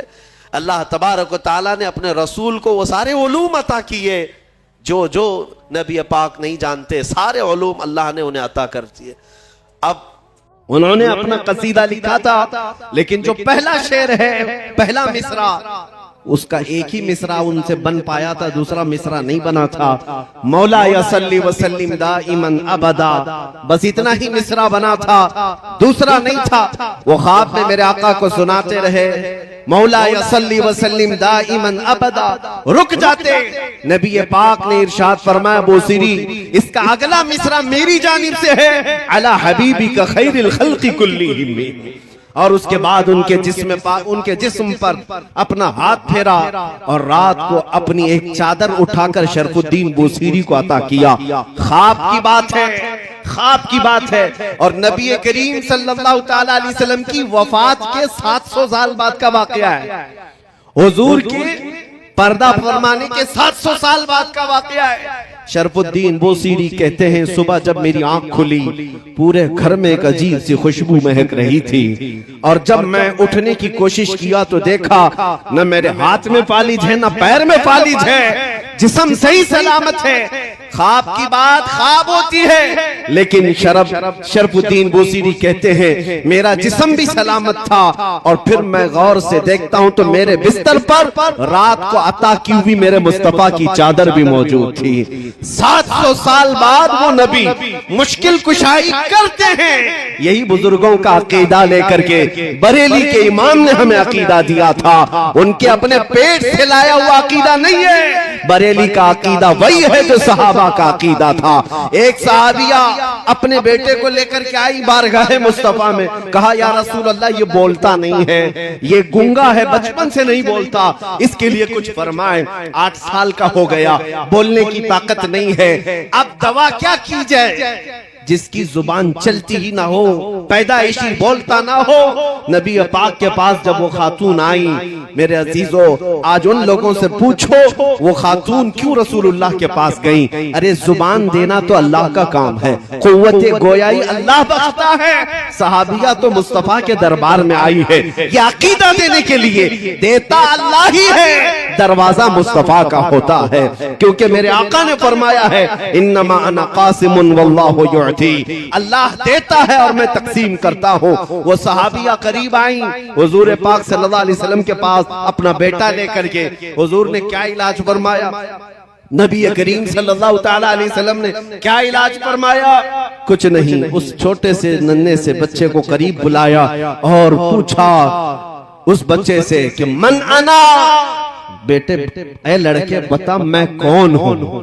وہ جو پیدائشی گنگا تھا وہ بچہ بول پڑا اشہد انک محمد رسول اللہ, میں گواہی دیتا ہوں کہ آپ محمد صلی اللہ علیہ وسلم اللہ کے رسول ہیں. اسی عقیدے کو ہمارے امام نے فرمایا تھا کون دیتا ہے دینے کو منہ چاہیے, دینے والا ہے سچا ہمارا نبی. اور بریلی کا عقیدہ یہی ہے جس کو ہم عاشقان رسول فالو کرتے ہیں. شافی و نافی ہو تم, وافی و کافی ہو تم, درد کو کر دو دوا تم پہ کروڑوں درود. یا رسول اللہ بے ہنر و بے تمیز کس کو ہوئے ہیں عزیز, ایک تمہارے سوا تم پہ کروڑوں درود. گرچہ ہے بے حد قصور تم ہو عفو و غفور, بخش دو جرم و خطا تم پہ کروڑوں درود. خلق کے حاکم ہو تم, رزق کے قاسم ہو تم, جو ملا تم سے ملا تم پہ کروڑوں درود. عزیزان گرامی وقار, آج بات میں یہاں سے شروع کر چکا ہوں اور آپ کو یہ بتانا چاہتا ہوں کہ ہماری زندگی کا اہم عنوان ہے نام مصطفیٰ کی عزت کی حفاظت. اقبال نے کہا آبرو ما ز نام مصطفیٰ, ہم سب کی عزت و آبرو مصطفیٰ کے نام سے وابستہ ہے. ہر چہ دری دنیا باد مصطفیٰ, جو کچھ بھی اس دنیا میں ہے وہ میرے مصطفیٰ کے بعد ہے. بے شک زندہ باد. چاہے وہ ہماری ماں ہو، ہمارا باپ ہو، ہمارا استاد، ہمارا پیر، دنیا کا کوئی رشتہ ہو، جو بھی ہوگا وہ میرے مصطفیٰ کے بعد. اس عقیدے کے ساتھ آج ہمیں جینا ہے. اور شاید آج لوگوں میں اسی بات کو لے کر کے کچھ کمزوریاں آئی ہیں. آج جو دنیا میں ہماری آزمائشوں کا دور چل رہا ہے، خصوصیت کے ساتھ ہمارے اس ملک میں دیکھنا، ہمارے ہزاروں مسائل ہیں، لیکن سب سے زیادہ چھیڑ خانی جس مسئلے سے ہوتی ہے وہ ناموس رسالت کا مسئلہ ہے، میرے مصطفیٰ کی عزت کا مسئلہ ہے. اس کی وجہ یہ ہے کہ یہ ظالم جانتے ہیں مسلمان کے لیے جان سے بھی بڑھ کر کے کوئی چیز ہے تو نبی پاک کی عزت کا مسئلہ. اور اس پر اگر مسلمانوں میں ٹھنڈی دیکھنے کو ملی، اگر مسلمانوں کے درمیان خاموشی دیکھنے کو ملی، تو دنیا یہ سمجھ جاتی ہے کہ اب یہ قوم مردہ ہو چکی ہے، ان کے اندر اب زندگی باقی نہیں رہ گئی. یہ پھر ہمارا چیر پھاڑ اور آپریشن شروع کر دیتے ہیں. لیکن آج بھی مجھے یہ احساس ہے، میں آپ کو ایک مثال کے ذریعے سے بتاؤں. ایک ڈاکٹر جب آپریشن تھیٹر میں کسی کو لے جاتا ہے، انجیکشن دیتا ہے، سن ہونے کا، بے ہوشی کا انجیکشن دیتا ہے، یا گولی کے ذریعے سے یا دوا کے ذریعے سے بے ہوش کرے. اب بندہ بے ہوش ہوا ہے یا نہیں کیسے پہچانا جائے؟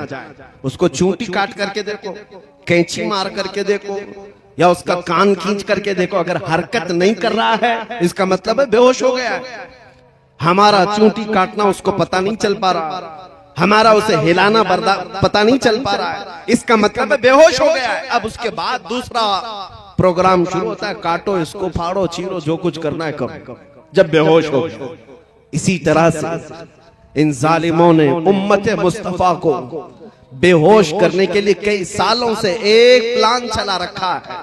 مسلسل تمہیں دنیاوی عیاشیوں میں اس طرح مبتلا کر رکھا ہے کہ ہماری قوم میں سب سے زیادہ نشے کو تقسیم کر رکھا ہے. ہر جگہ، ہر محلہ ہمارا نشہ سے لبریز ہے. ہمارے نوجوانوں میں ایڈکشن، خاص طور پر کئی خطرناک قسم کے نشوں میں مبتلا ہے.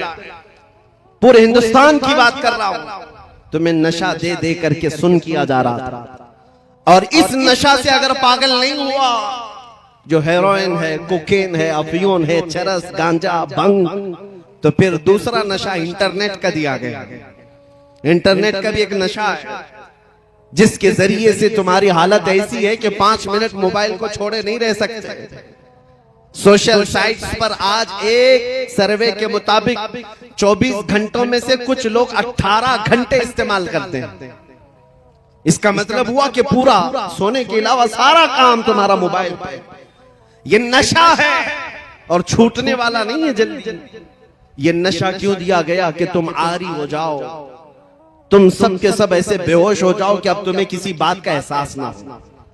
اب ٹرائل کا وقت آیا، 10 سال سے نشہ دیا جانے لگا. اب چیک کرنے کا وقت ہے کہ دیکھا جائے کہ بے ہوش ہے یا ہوش میں. اب چیک کرنے کا طریقہ کیا ہے؟ اب چونٹی کاٹ کر کے نہیں چیک کرتے، بلکہ اسلام، قرآن اور ذات مصطفیٰ کی توہین کر کے چیک کیا جاتا ہے کہ یہ ہوش میں ہے یا بے ہوش ہو چکے. اب یہ سلسلہ شروع کیا گیا. آپ کیا سمجھتے ہیں؟ کسی ایک کتے کو اٹھا کر کے بھونکنے پر وہ لا کر کھڑا کرتے ہیں تو کیا اس کے اکیلے کی طاقت ہوتی ہے؟ یہ گوفے میں بیٹھے ہوئے بھیڑیوں کی اتنی طاقت نہیں ہوتی. یہ حکومت کی سپورٹ کے ساتھ بڑی بڑی لابیاں ان کے پیچھے، ایجنسیاں ان کے پیچھے ایک گستاخی کرنے کے لیے خریدے جاتے ہیں اور لا کر کھڑے کیے جاتے ہیں، صرف یہ ٹیسٹ کرنے کے لیے کروڑوں مسلمان ہمارے دیے ہوئے نشے میں مدہوش ہو گئے یا ابھی بھی زندہ ہیں. عربوں کو دیکھا، عرب سو گئے. عربوں میں اب کوئی ہوش نہیں ہے، وہاں کوئی گستاخی کرے نہ کرے انہیں کچھ فرق نہیں پڑتا. ان کے پڑوسی ملک فلسطین کو خون میں نہلا دیا جائے انہیں پتہ نہیں چلتا. شام تباہ ہو جائے، یمن برباد ہو جائے، عراق ٹوٹ جائے، جل جائے، عربوں کے کانوں میں جوں تک نہیں رہتی. ان کو ایسا نشہ دیا گیا ہے وہ اٹھ نہیں پاتے. لیکن میں نے ہندوستان اور اپنے بر صغیر کے علاقوں کو دیکھا. 10 سال سے اگرچہ تم نے ہماری قوم کو نشہ دیا ہوگا چاہے وہ ہیروئن، کوکین، افیون، بھنگ، چرس کے ساتھ، یا پھر انٹرنیٹ کی زمین پر پورنوگرافی اور گندی تصویروں کے ساتھ ان کو نشہ میں ایڈکٹ کیا ہوگا، لیکن اب بھی مجھے یہ یقین ہے کہ ہماری قوم مسلم ہندوستان میں پوری مری ہوئی نہیں ہے۔ اس کی وجہ یہ ہے جب کبھی کوئی کتا کہیں سے بھونکتا ہے، ہر محلے سے آواز آتی ہے لبیک یا رسول اللہ۔ یہ تمہارا لبیک کا نعرہ لگانا اس بات کی علامت ہے کہ یہ قوم ابھی مردہ نہیں ہے، ابھی زندہ ہے۔ مجھے وہ بات بار بار کہنے پر فخر ہوتا ہے، ممبئی کی سرزمین سے 2 سال قبل جب ایک کتا بھونک رہا تھا، ہم نے اس سے کہا تھا ہم دلی آتے ہیں اور آ کر کے تمہارے ساتھ مقابلہ کریں گے، یہ ہمارے جذبات تھے۔ لیکن آپ کو میں بتاؤں، رمضان کا موسم ہے، لاک ڈاؤن چل رہا ہے، اور اس وقت لوگ باہر آنا جانا بہت کم رکھتے تھے۔ میں اتر کر کے اپنے آفس سے جا رہا ہوں، ایک نوجوان میرے پاس آیا، ہپی کٹ ہے، بالوں میں ڈیزائن ہے، داڑھی میں بھی ڈیزائن ہے، کہیں بالیاں پہنا، پھٹی جینز ہے، مکمل ایک آوارگی کی شکل ہے۔ قریب آیا، ہاتھ پکڑ لیا، کہا مفتی صاحب آپ سے تھوڑی سی بات کرنی ہے۔ میں نے کہا کیا بات ہے؟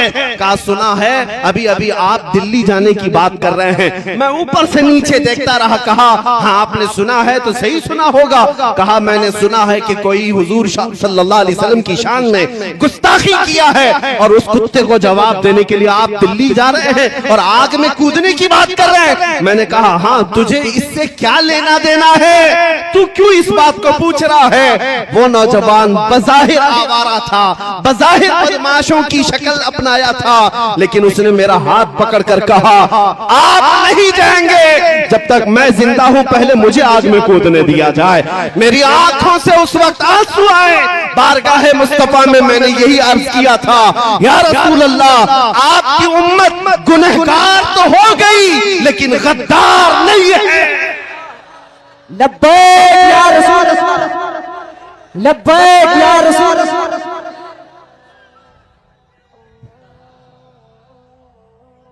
یا رسول اللہ،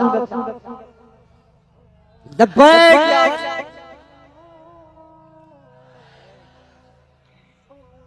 زندہ باد میرے عزیزوں، یہی زندگی جو تمہارے درمیان ہے یہ ظالموں کو کھائے جا رہی ہے۔ ان کو ہم نے پچھلے 70 سالوں سے 80 سالوں سے لوٹ لوٹ کر کے ختم کیا، لیکن زندگی کی رمق ابھی بھی باقی ہے۔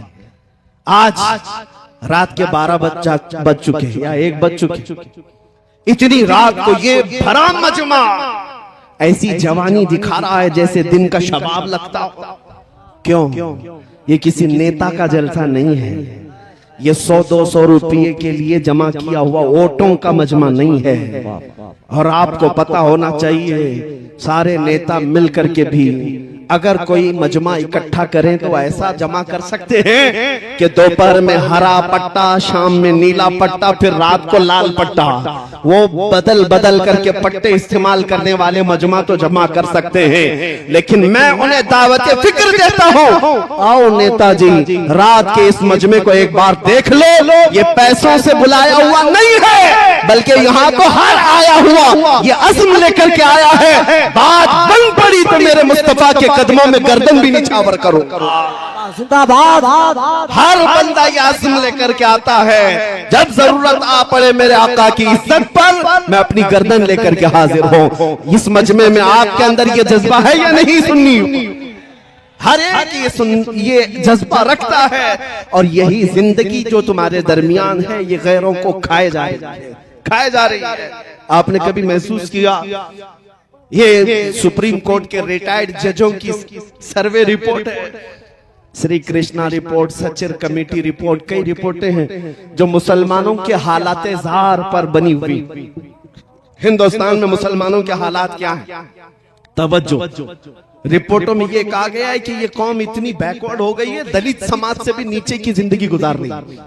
ان کے اندر ایجوکیشن 2.5% رہ گیا ہے، یعنی 100 میں سے صرف 2.5 لوگ پڑھے لکھے ہیں۔ یہ سب رپورٹ ان کی ہے، پڑھے لکھے نہیں ہیں، ان کے اندر سیاست کا شعور نہیں ہے، کہیں پر بھی چلے جاتے ہیں۔ رپورٹ میں یہ بھی ہے غریبی کی سطح سے نیچے کی زندگی گزار رہے ہیں. رپورٹ میں یہ بھی ہے کہ سب سے زیادہ کم جاب میں یہی لوگ ہیں, ڈپارٹمنٹ میں عہدے میں ان کا کوئی نمائندہ زیادہ نہیں ہے, ان کی قیادت بھی نہیں ہے کہ کسی ایک پر متفق ہوتے ہیں. ساری رپورٹیں موجود ہیں.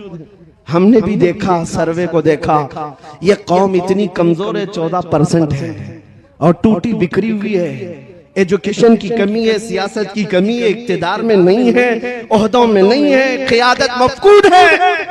پھر دوسری بات یہ ہمیں فکر میں لاتی ہے, جب اتنی ٹوٹی پوٹی جماعت ہے تو پھر آج ہر الیکشن کا مدعا مسلمان ہی کیوں بنتا ہے, اور سارے ٹی وی چینل ہم پر ہی بھونکتے کیوں؟ ایسے چینل ہیں ان کی دکان ہمارا نام لیے بغیر چلتی نہیں. ہاں, صبح سے شام تک کوئی بھی نیوز چینل ہو, اذان, داڑھی, ٹوپی, برقع, مسجد, مینار, سارا نیوز اسی میں بھرا ہوا ہے. کیوں؟ ارے ہندوستان میں اور بھی قومیں جیتی ہیں, یہاں سکھ بھی ہیں, عیسائی بھی ہیں, پارسی بھی ہیں, جین بھی ہیں, لیکن ہر شو میں ہم ہی ہم ہیں. کیوں؟ کچھ بات تو ہے کہ مٹتی نہیں ہستی ہماری. زندہ باد. اقبال نے کہا ہے کچھ بات تو ہے کہ مٹتی نہیں ہستی ہماری, صدیوں رہا ہے دشمن دورے زمان ہمارا, توحید کی امانت سینوں میں ہے ہمارے, آسان نہیں مٹانا نام و نشاں ہمارا. یونان و مصر و روما سب مٹ گئے جہاں سے, باقی مگر ہے اب تک نام و نشاں ہمارا. کیوں؟ کس وجہ سے ہم سارے ڈیبیٹ کا مدعا بنتے ہیں؟ ساری جگہ پر ہاٹ ٹاپک کون ہے؟ ارے جن کے پاس پوری میجورٹی ہے ان کو بھی جیتنے کے لیے ہمارا نام لینا پڑتا ہے.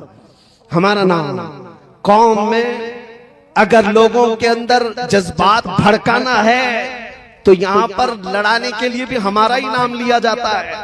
میرے عزیزوں, میں یہ سیاسی باتیں نہیں کر رہا ہوں, یہ میں تمہیں احساس دلا رہا ہوں.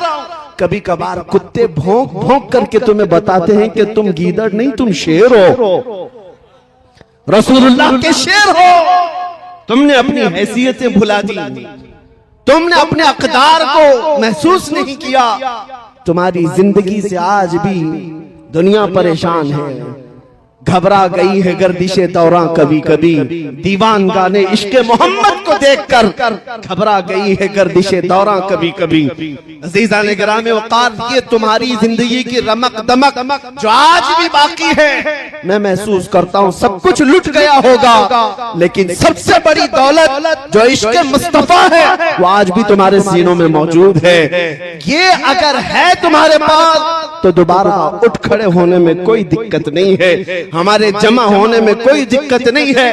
پھر سے یہ قوم زندہ ہوگی, تابندہ ہوگی, اور ہر جگہ پھر پرچم اسلام لہرائے گی.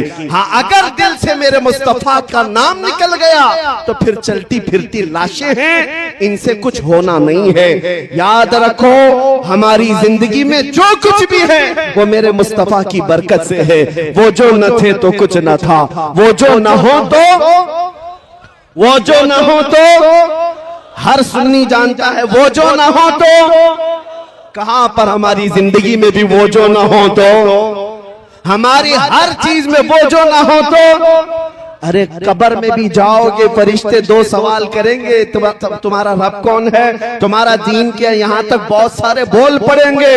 تیسرا سوال جو فرشتوں کا ہے, حضور کو دکھا کر کے ہی پوچھیں گے ان کے بارے میں کیا کہتا تھا. وہ جو نہ ہو تو قبر میں بھی تمہیں وہاں پر بھی ضرورت ہے, اور وہیں آ کر کے منافق پھنس جاتا ہے. ان کو چھوڑا تو پھر تمہاری قبر میں بھی خیریت نہیں ہے. حشر میں چلو اٹھے, وہاں تو حساب کتاب کا دن ہے. آدم علیہ السلام سے لے کر عیسیٰ علیہ السلام تک قوم پوری مخلوق پھرتی رہی, خلیل و نجی مسیح و صفی سبھی سے کہیں نہ بنی. یہ بے خبری کی خلق پھری, کہاں سے کہاں تمہارے لیے, پھر مخلوق کہاں آئی, میرے مصطفیٰ کے پاس آئی. اب پھر میں پوچھتا ہوں اے سنیوں, میدان محشر میں بھی وہ جو نہ ہو تو کچھ نہ ہو, اس لیے جان ہے وہ جہان کی، اور جان ہے تو جہان ہے۔ جب تمہیں معلوم ہے زندگی میں وہ جو نہ ہو تو کچھ نہ ہو، قبر میں بھی وہ جو نہ ہو تو کچھ نہ ہو، حشر میں بھی وہ جو نہ ہو تو کچھ نہ ہو، تمہیں جب یہ پتہ چل گیا کہ ہر چیز کی جڑ میرے مصطفیٰ کی ذات ہے، تو بریلی کے امام جو 100 سال سے تمہیں پکار رہے ہیں ان کی بات سن لو، آج لے ان کی پناہ، آج مدد مانگ ان سے، آج لے ان کی پناہ، آج مدد مانگ ان سے، کل مانیں گے قیامت میں اگر مان گیا۔ یاد رکھو میرے عزیزو، حضور پاک صلی اللہ تعالیٰ علیہ وسلم کو چھوڑ کر زندگی میں کچھ نہیں ہے۔ صحابہ تابعین رضوان اللہ علیہم اجمعین اس عظمت کے پہلو کو سمجھ چکے تھے، اس لیے انہوں نے دنیا کو ٹھوکر مار دی تھی۔ جانتے ہیں ان کے نزدیک کسی بھی چیز کی اہمیت نہیں تھی۔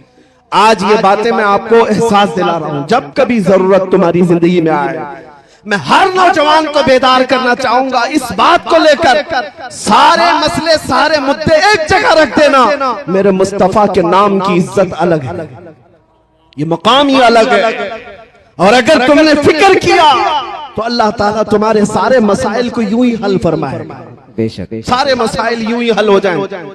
آج لوگ بیٹھک کرتے ہیں، میٹنگیں کرتے ہیں، کانفرنسیں ہیں، سیمینار ہیں، یعنی مسلم مسائل کے حل کے لیے، کتنے مسائل کے حل کے لیے ہم سر جوڑ کر بیٹھتے ہیں، لیکن میرے عزیزو ایک مسئلے پر آپ متفق ہو جاؤ، سارے مسائل کا حل اللہ مسبب الاسباب غیب سے پیدا کرے گا۔ وہ ایک مسئلے پر متفق ہونا کس بات پر ہے؟ کہ محمد سے وفات ہونے، کہ محمد سے وفات ہونے، تو ہم تیرے ہیں، یہ جہاں چیز ہے کیا؟ لوح و قلم تیرے، زندہ باد زندہ باد۔ ساری کائنات تمہاری طرف موڑ دی جائے گی۔ ان کے جو ہم غلام تھے خلق کے پیشوا رہے، ان سے پھرے جہاں پھرا، پھر آئی کمی وقار میں۔ صحابہ کی بات میں بتاؤں، ایک صحابیہ میں جنگ کے میدان میں جانے سے پہلے اپنے 1.5 سالہ بچے کو لے کر آتی ہے، حضور کی بارگاہ میں عرض کرتی ہے سارے مجاہدین آپ کے ساتھ جا رہے ہیں، میرا یہ بچہ بھی آپ قبول فرما لیں۔ 1.5 سال کا بچہ جنگ میں کیا کرے گا؟ اس خاتون کے جذبات کو قدر سے دیکھو، ہزاروں سلام ان کی عزت پر۔ وہ خاتون کہتی ہے یا رسول اللہ اس بچے کے علاوہ میرے گھر میں کوئی نہیں، میرا شوہر شہید ہو چکا، میرے گھر میں اور کوئی نہیں، جب ہر ماں اپنے جوان کو آپ کے ساتھ بھیج رہی ہے، میں اپنے بچے کو گھر میں رکھ کر کیا کروں؟ 1.5 سال کا بچہ لائی، لیکن کیا کرنا، کیا یہ جنگ کرے گا؟ خاتون کہتی ہے میں جانتی ہوں یہ تیر و تلوار تو نہیں چلا سکتا، لیکن آپ اپنے مجاہدین صحابہ کے ہاتھوں میں دے دیں اسے، جب دشمنوں کی طرف سے تیر چلیں گے میرا بچہ ڈھال کے کام تو آ سکتا ہے، میرا بچہ ڈھال کے کام آ سکتا ہے۔ ان کے جذبات کو لاکھوں سلام، جنہوں نے میرے مصطفیٰ کے لیے اپنا سب کچھ قربان کیا ہے۔ آپ کو پتا ہے احد کے میدان میں ایک خاتون دوڑی چلی آ رہی ہے، جس کو کسی نے خبر دیا کہ تمہارے شوہر شہید ہو گئے، پھر کسی نے کہا تمہارا بیٹا بھی شہید ہوا، پھر کسی نے کہا تمہارا بھائی بھی شہید ہوا۔ وہ خاتون اپنے رشتہ داروں کی شہادت کی خبر سن رہی ہے۔ آج اندازہ کرو عورت کے لیے ایک بیٹے کا مر جانا کتنا بڑا معاملہ ہے، پورا گھر آسمان سر اٹھا لیتی ہے، اس کا رونا دھونا آپ دیکھتے ہوں گے، ایک جوان بیٹا کسی کا چلا جائے، یہ بولنا آسان ہے، پریکٹیکل بہت مشکل ہے۔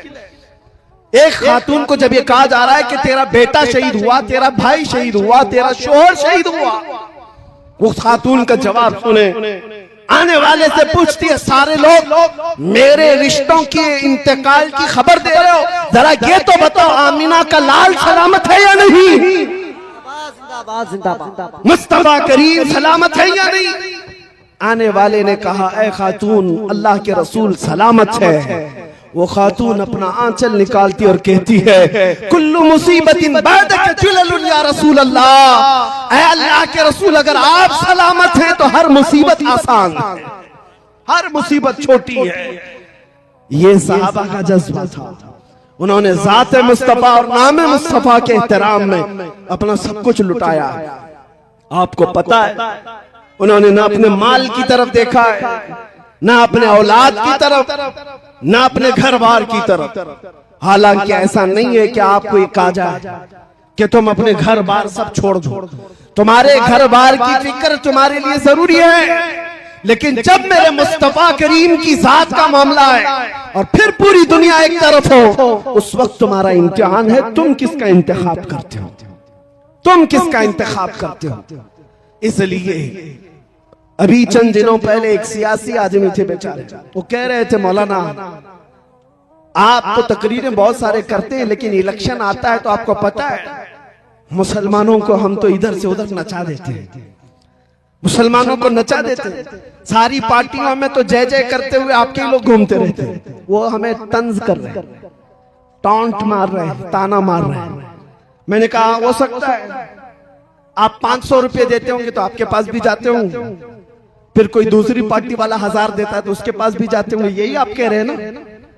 انہوں نے کہا سب جگہ تو یہ جھنڈے لے لے کر کے جاتے ہیں اور پیسہ وصول کرتے ہیں. میں نے کہا ہوتا ہوگا، مانتا ہوں میں یہ بات کہ ہمارے نوجوان یا کوئی بھی جوان جاتے ہوں گے اس پارٹی میں اس پارٹی میں پیسہ لاتے ہوں گے. میں نے کہا کان کھول کر کے سن لو، مجھے یہ یقین ہے ہمارے معاشرے کے متقی پرہیزگار آدمی کی بات نہیں کرنا، ایک جاہل سے جاہل لڑکے کو بھی کھڑا کر دینا میرے ساتھ. سیاسی آدمی سے میں نے کہا آپ بھی اگر میری اس بات سے اتفاق رکھتے ہیں تو میرا ساتھ دیں گے انشاءاللہ. ان سے میں نے یہی کہا ہوتا ہوگا 500 1000 میں ادھر ادھر در بدلو پن، لیکن کبھی ایسا کرو کسی محلے سے ایک عام جوان کو لا کر کھڑا کرو، جاہل سے جاہل آدمی. تم 1 کروڑ روپے لے کر کھڑے رہنا، پارٹی کی بات مت کرنا، پارٹی کی بات مت کرنا. اس ایک جاہل جوان کے سامنے 1 کروڑ روپے ادھر رکھو، ایک طرف گنبد خضرا کی تصویر رکھو اور پھر پوچھو اس سے کہ تجھے یہ چاہیے یا یہ چاہیے. میں ان سے کہا میں بغیر دیکھے وجدان میرا کہتا ہے، یقین میرا کہتا ہے ہندوستان کے شمال سے لے کر جنوب تک، مشرق سے مغرب تک ہمارے محلوں میں جینے والا ایک عام بچہ بھی یہ کہے گا لے جا تیرے 1 کروڑ کی دولت. میں ٹھوکر مارتا ہوں اپنا سب کچھ گنبد خضرا کل بھی تھا اور آج بھی ہے، میرے نبی سے میرا رشتہ کل بھی تھا اور آج بھی ہے. بتلا دو گستاخ نبی کو غیرت عوامی زندہ ہے، ان پہ مر مٹنے کا جذبہ کل بھی تھا اور نعرہ نعرہ رسالت.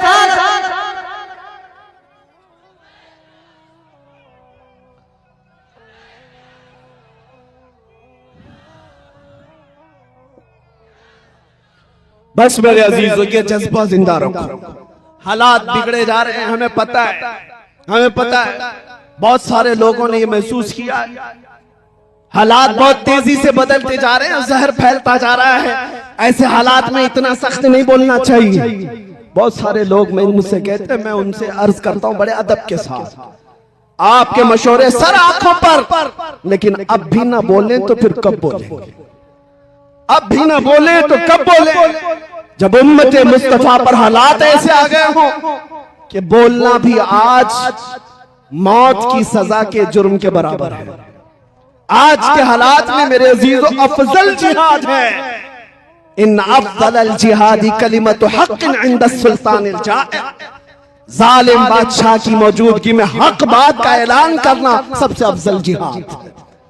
آپ تمامی حضرات سے میں اتنا کہوں، حالات سے گھبرا کر، خوف زدہ ہو کر، ڈر کر جینے کی ضرورت نہیں. تمہارا دین سچا ہے، تمہارا نبی سچا ہے، قرآن کتاب اللہ کی سچی ہے، تمہارا خدا سچا ہے. جب خدا سچا، دین سچا، رسول سچا، کتاب سچی، تو سر جھکا کر نہیں سر اٹھا کر جینا ہے. ڈرے وہ قوم جو چور ہو، ڈرے وہ جو مجرم ہو. عزیزان گرامی وقار زیادہ سے زیادہ آج کے حالات نہیں، ہر زمانے میں امت مصطفیٰ کے ساتھ ایسی حالات رہے. ستیزہ کار رہا ہے ازل سے تائم روز، شرار ابو لہبی سے چراغ مصطفیٰ. ہر زمانے میں یہ حالات رہے. لوگ یہ کہتے ہیں حالات برے ہیں، سنبھل کر کے رہنا چاہیے. مجھے بتاؤ کربلا کے میدان میں کون سے اچھے حالات تھے؟ بدر جب واقع ہوئی کون سے حالات تھے؟ اور پھر یہ بات کہ ہم تعداد میں کم ہیں مائنورٹی میں، میاں ہر زمانے میں ہم مائنورٹی میں رہے، بدر میں 313 مائنورٹی میں ہی تھے، احد میں بھی تھے، خیبر میں تھے، خندق میں تھے۔ سب سے بڑی مائنورٹی جو کم تعداد کی تھی وہ تو کربلا کے میدان میں تھی۔ اس لیے میں آپ کو بتاتا ہوں ان حالات سے خوف زدہ ہونے کی ضرورت نہیں، دور بدلے گا، وقت آئے گا، رات ہونے کے بعد صبح تو ہونا ہے، اجالا تو ہوگا۔ قرآن میں میرا مولا فرماتا ہے یہ کفار و مشرکین اپنے منہ کے پھونکوں سے اللہ کے چراغ کو بجھانا چاہتے ہیں، اور اللہ اپنے چراغ کو مکمل کر کے رہے گا، یہ نور اسلام قائم رہے گا، کسی کے بجھانے سے نہیں بجھے گا۔ آپ اس بات سے خوف زدہ نہ ہو۔ کوئی لومڑی کا بچہ اگر گوفے میں بیٹھ کر یہ کہتا ہے اسلام کا وناش کرنا ہے، ختم کرنا ہے، اس سے تو ہم مذاق میں یہ کہتے ہیں تو پہلے اپنے جسم کی کھجلی مٹا کر کے دکھا۔ اسلام بہت بڑی چیز ہے، اپنے جسم کی کھجلی نہیں مٹائی جاتی، اسلام کو مٹانے کی بات ہے۔ یہ باتیں آپ کے سامنے اس لیے عرض کر رہا ہوں، خوف زدہ ہونے کی ضرورت نہیں۔ جب ایسے باتیں لگیں اعلیٰ حضرت کو پڑھ لو۔ امام اہل سنت فاضل بریلوی فرماتے ہیں خوف نہ رکھ رضا ذرا، تو تو ہے عبد مصطفیٰ، تیرے لیے امان ہے، تیرے لیے امان ہے۔ حضور تاج الشریعہ بدر الطریقہ فرماتے ہیں مجھے کیا فکر ہو اختر، میرے یاور ہے وہ یاور، بلاؤں کو جو میری خود گرفتار بلا کر۔ اس لیے آج کے حالات کے مطابق صرف اتنا ہی کہوں گا، کچھ دیر کی خاموشی ہے پھر شور آئے گا، کچھ دیر کی خاموشی ہے۔ امام مہدی کو آنا ہے یا نہیں ہے؟ اسلام کے اس آغوش میں پلنے والا ہر بچہ جانتا ہے میرے آقا کا فرمان ہے ایک زمانہ آئے گا جب امام مہدی کا ظہور ہوگا اور ہر گھر سے پھر پرچم اسلام لہرائے گا۔ عیسیٰ علیہ السلام کو آنا ہے یا نہیں؟ یا سب کا عقیدہ ہے میرے عزیزو، آنا ہے، ابھی وہ دن آنے ہیں۔ اسی لیے میں کہتا ہوں کچھ دیر کی خاموشی ہے پھر شور آئے گا۔ آج کتوں کا وقت ہے، کل ہمارا دور آئے گا انشاءاللہ العزیز۔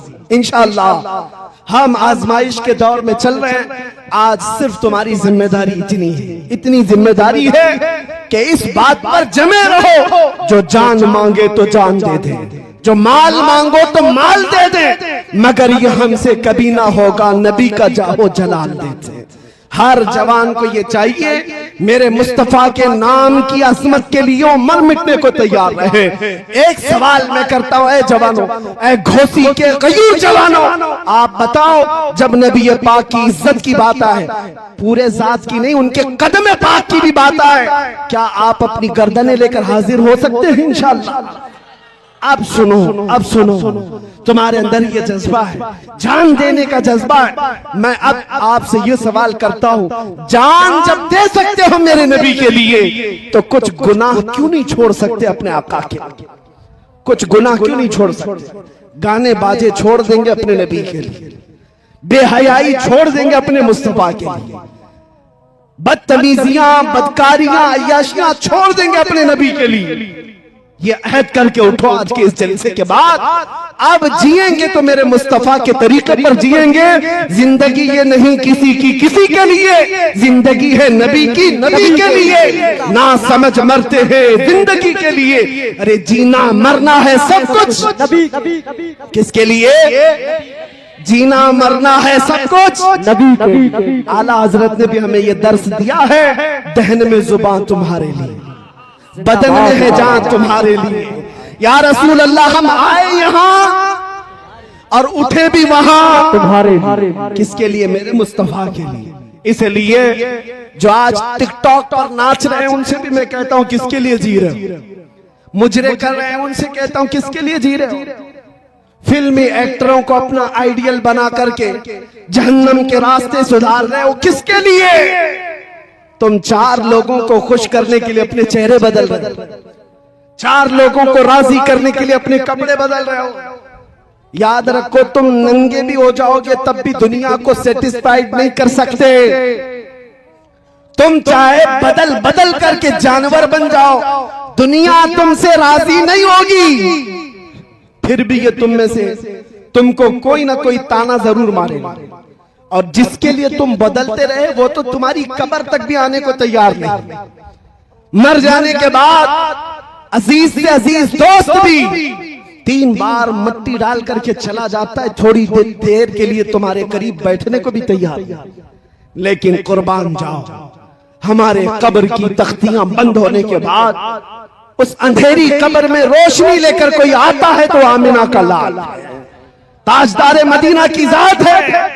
تو پھر اسی لیے اعلیٰ حضرت نے فرمایا آج لے ان کی پناہ، آج مدد مانگ ان سے، کل نہ مانیں گے قیامت میں، اگر مان گیا جینے کا سلیقہ بدل ڈالو، اسلوب بدل ڈالو، اٹھو وگرنہ حشر نہ ہوگا پھر کبھی، دوڑو کے زمانہ چال اپنی چل گیا، قوت عشق سے ہر پست کو بالا کر دو، دہر میں نام محمد سے اجالا کر دو۔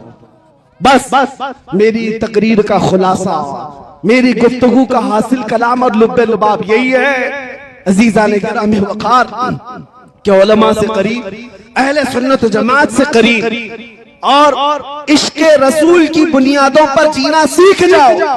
ہر بچہ یہ عزم کر کے اٹھے گا میں سو جاؤں یا مصطفیٰ کہتے کہتے، کھلے آنکھ صلی اللہ کہتے کہتے، جس دن تمہاری صبح و شام عشق مصطفیٰ میں ڈوب پڑ کے ہونے لگ جائیں، پھر ایک انقلاب آئے گا، انقلاب آئے گا، ہر گھر سے پھر صدا آئے گی لبیک یا رسول اللہ، لبیک یا رسول اللہ، لبیک یا رسول اللہ۔ آپ یہ مت سمجھنا کہ صرف ایک زبانی نعرہ ہے، بلکہ یہ صرف نعرہ نہیں ہے، اچھے اچھے خیموں کے چولہے ہلا دینے والے الفاظ ہیں، بڑی بڑی طاقتوں کو زیر و زبر کرنے والی یہ نعروں کی گونج ہے، تمہیں اندازہ بھی نہیں۔ ایک مولانا صاحب ہمارے پاس آئے، یو پی کے ہی تھے، یو پی کے متعلق ہمیں بار بار ڈرایا جاتا ہے، جب بھی میں ممبئی سے یو پی کے کسی جلسے میں آتا ہوں سب ہم سے کہتے ہیں یو پی جا رہے ہیں، یو پی میں بڑے حالات خراب ہیں، یہاں تو بلڈوزر چلتا ہے،